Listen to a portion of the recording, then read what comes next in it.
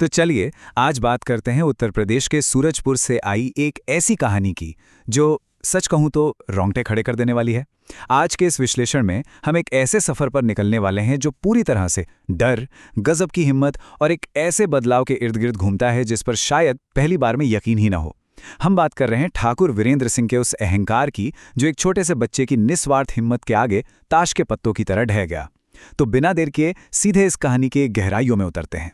ठाकुर का दिल पत्थर का है, ये लाइन ये सिर्फ कहने की बात नहीं थी। सूरजपुर के लोगों के लिए ये एक खौफनाक सच्चाई थी। ठाकुर वीरेंद्र सिंह, बस ये एक नाम ही काफी था लोगों की रूह कंपाने के लिए। मतलब हालत ये थी कि अगर किसी ने उनके खिलाफ एक शब्द भी बोला तो समझो उसे अपना घर, अपना गांव, सब कुछ छोड़कर भागना ही पड़ेगा। ये डर कोई किस्सा कहानी नहीं, बल्कि वहां की रोजमर्रा की हकीकत थी।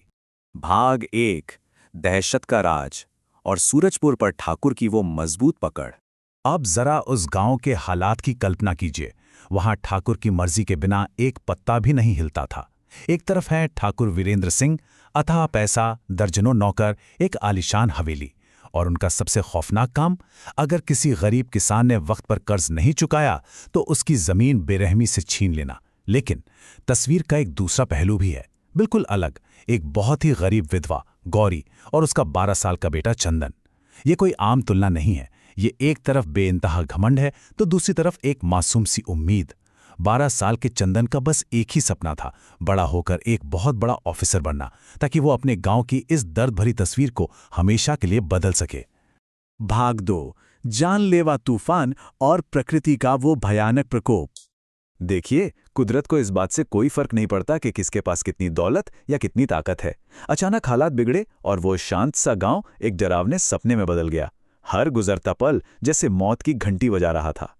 पहले घंटे में तो बस भारी बारिश शुरू होती है, लेकिन दूसरे घंटे तक आते आते नदी का उफान एक खतरनाक रूप ले लेता है। और फिर तीसरा घंटा, ये वो वक्त था जब सबसे बड़ा झटका लगा। ठाकुर की इकलौती बेटी रानी उस उफनती नदी के किनारे फंस गई। सोचिए, पूरा गांव डर के मारे जम गया। किसी की भी हिम्मत नहीं पड़ी कि उस मौत के कुएं में छलांग लगाए। लेकिन तभी चौथे घंटे में वही 12 साल का चंदन लहरों के उस भयानक बहाव की परवाह किए बिना सीधे नदी में कूद पड़ता है। सच में ये कोई आम छलांग नहीं थी, ये वो निस्वार्थ बहादुरी थी जिसने पूरे गांव की सांसें थाम दी। भाग 3, एक निस्वार्थ मांग, बचाव और इनाम। नदी के उस खौफनाक बहाव में मौत बिल्कुल सामने नाच रही थी, लेकिन चंदन ने रानी को बचा लिया।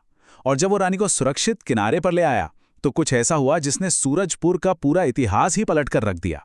जो ठाकुर हमेशा घमंड में चूर रहता था, जो किसी को इंसान ही नहीं समझता था, वो अपनी जिंदगी में पहली बार एक गरीब ग्रामीण के सामने झुक गया। अब जरा रुकिए और सोचिए, चंदन उस क्रूर ठाकुर से इनाम में आखिर क्या मांगेगा? मतलब ये कोई छोटी बात नहीं है। एक गरीब बच्चा जिसने अभी अभी उस इलाके के सबसे अमीर और खतरनाक इंसान की जान से भी प्यारी बेटी को बचाया है, वो जो चाहे मांग सकता था। सोना, चांदी, जमीन, जिंदगी भर का आराम। खुद ठाकुर ने उससे कहा था, बेटा जो चाहिए मांग लो। और फिर चंदन का जो जवाब आया वो सच में रोंगटे खड़े कर देने वाला था। उसने कहा, मुझे कुछ नहीं चाहिए, बस गांव के गरीबों पर जुल्म करना बंद कर दीजिए। इस एक लाइन की ताकत को महसूस कीजिए। उसने अपने लिए कुछ नहीं मांगा, अपनी मां के लिए कुछ नहीं मांगा। उसने जो देखा था वो था पूरे गांव का दर्द, और उसी दर्द को खत्म करने की मांग की। बस इन चंद शब्दों ने उस क्रूर निर्दयी ठाकुर के अंदर की सारी कठोरता को जड़ से हिलाकर रख दिया। भाग 4, हृदय परिवर्तन और एक बिना नींद वाली रात। चंदन की उस एक मांग ने ठाकुर के उस पत्थर जैसे दिल को एकदम से चकनाचूर कर दिया। उस पूरी रात ठाकुर एक पल के लिए भी सो नहीं पाए। उनके अंदर एक बहुत गहरी जंग चल रही थी। उन्हें अचानक अपने खुद के पिता की वो दयालुता याद आने लगी जो वक्त के साथ कहीं खो गई थी। खैर, जैसे ही सुबह हुई, ठाकुर ने पूरे गांव को इकट्ठा किया। लोग बुरी तरह डरे हुए थे, लेकिन ठाकुर ने जो घोषणाएं की उसने सबके होश उड़ा दिए। पहली बात, आज के बाद किसी गरीब की जमीन नहीं छीनी जाएगी। दूसरी, पुराने सारे कर्ज पूरी तरह से माफ। और तीसरी बड़ी बात, गांव में नए स्कूल और अस्पताल बनाए जाएंगे। ये कोई खोखले वादे नहीं थे, ये एक अत्याचारी के एक रक्षक बनने का ऐतिहासिक पल था। उस सुबह सूरजपुर में सचमुच एक नए युग की शुरुआत हो रही थी। भाग 5, गांव का पुनर्जन्म और सालों बाद की तस्वीर। इन घोषणाओं के बाद गांव में जो खुशी की लहर दौड़ी ना, वो बस बयान नहीं की जा सकती। वक्त के साथ वो खौफनाक ठाकुर पूरी तरह से बदल गया और उन गरीबों का सबसे बड़ा सहारा बन गया। लेकिन रुकिए, कहानी यहां खत्म नहीं होती। सालों बाद उस बच्चे ने अपना वादा सच कर दिखाया। चंदन एक बहुत बड़ा अफसर बनकर अपने गांव लौटता है और अपने साथ क्या लाता है? पक्की सड़कें, बिजली, एक नया कॉलेज और लोगों के लिए रोजगार। उसने सिर्फ उस एक दिन नदी में छलांग लगाकर अपनी बहादुरी साबित नहीं की थी, बल्कि उसने अपनी जिंदगी के सबसे बड़े लक्ष्य को भी उसी शिद्दत से हासिल किया और अपने गांव की पूरी काया ही पलट दी। ये वो पल है जो इस पूरी कहानी का सबसे भावुक हिस्सा है। गांव में विकास कार्यों के उद्घाटन का दिन था। मंच पर वही बूढ़े ठाकुर खड़े थे, लेकिन आज उनकी आंखों में वो पुराना गुस्सा नहीं बल्कि आंसू थे। उन्होंने चंदन की तरफ देखा और भरी भीड़ के सामने कहा, जिस बच्चे को मैं कमजोर समझता था, आज उसी ने मुझे इंसान बनना सिखा दिया। ये लाइन इस बात का सबसे बड़ा सबूत है कि असली ताकत किसी को डराने धमकाने में नहीं होती, बल्कि इंसान के चरित्र और उसकी हिम्मत में होती है। पूरा गांव इस पल का गवाह बना और वो जगह तालियों की गड़गड़ाहट से गूंज उठी।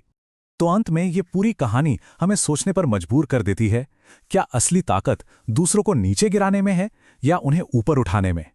ठाकुर वीरेंद्र सिंह की वो ताकत तब तक अधूरी और विनाशकारी थी जब तक वो लोगों को दबाते रहे, लेकिन जैसे ही उन्होंने लोगों को उठाना शुरू किया, उन्हें वो सच्चा सम्मान मिला जिसकी कोई कीमत नहीं है।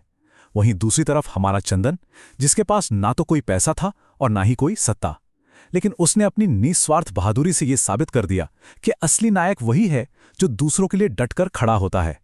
ये कहानी हमें हमेशा याद दिलाएगी कि सबसे कठोर दिलों को भी निस्वार्थ प्रेम और साहस से बदला जा सकता है।